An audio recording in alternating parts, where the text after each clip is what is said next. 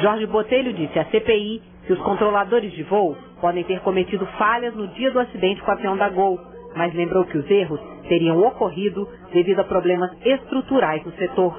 A meu ver, pode ter havido erro dos controladores, pode ter havido. Agora, uma coisa que eu sempre coloquei para a imprensa e coloco aqui, é que estão tirando de foco aquelas autoridades que não propiciaram os meios adequados ou não suprimiram as deficiências que poderiam ter levado os controladores ao acidente. A CPI também ouviu o presidente da Associação Brasileira dos Controladores Aéreos, sargento Wellington Rodrigues. Rodrigues é um dos responsáveis pelo controle de voo no Sindacta 1, em Brasília. O centro orientava o jato Legacy no dia do acidente. Segundo o sargento, o radar mostrou que o Legacy, depois de passar por Brasília, estava a 36 mil pés. Mas a informação estava incorreta. Ele estava na mesma altitude do avião da Gol, 37 mil pés. O sistema acabou induzindo o controlador. Esse é o X da questão. O software ele foi concebido para que, independente do controlador ter autorizado ou não, no campo nível de voo autorizado já entrava a solicitação independente da autorização. Isso para o controle de tráfego aéreo é suicídio. Para um plenário em silêncio e repleto de controladores de voo, Rodrigues reportou que diariamente ocorrem problemas técnicos no sistema aéreo e afirmou que em nenhum momento houve sabotagem dos controladores nos últimos meses. Nós não somos sabotadores, nós não somos terroristas, nós não somos também pano de chão de fábrica como somos chamados. Nós somos homens e mulheres honrados.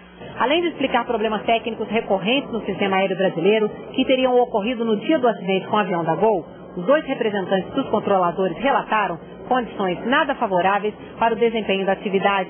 Eles disseram que a carreira não é atrativa e que 90% dos controladores civis têm 2 empregos para aumentar a renda. Para eles, a solução do problema no tráfego aéreo do país começa pela desmilitarização do setor.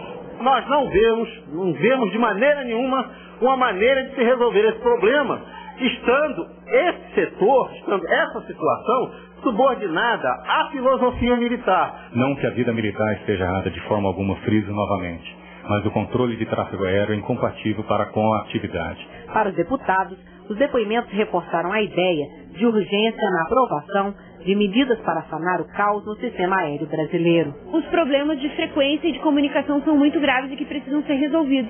Não foram resolvidos e o Comando da Aeronáutica insiste em dizer que não há problema algum, que o acidente só ocorreu por falha dos controladores, quando isso não é verdade. Os depoimentos da CPI da crise aérea foram retomados agora há pouco. A repórter Paula Medeiros acompanha as atividades da comissão e tem mais informações. Boa noite, Paula. Boa noite, Fábio. A CPI ainda está ouvindo o depoimento do sargento Wellington Rodrigues, que é o presidente da Associação Brasileira dos Controladores de Voo. O sargento confirmou à CPI que há cerca de 2 semanas, 2 aviões comerciais quase se chocaram no espaço aéreo aqui perto de Brasília. Segundo ele, as 2 aeronaves passaram bem próximas. O Wellington Rodrigues não quis revelar o nome dos controladores de voo que estavam trabalhando no momento do acidente entre o avião da Gol e o jato Legacy. Ele preferiu não responder à pergunta. Por diversas vezes, o sargento ressaltou a difícil condição de trabalho da categoria. Um dos problemas, segundo ele, é que os chiados e as interferências prejudicam a comunicação.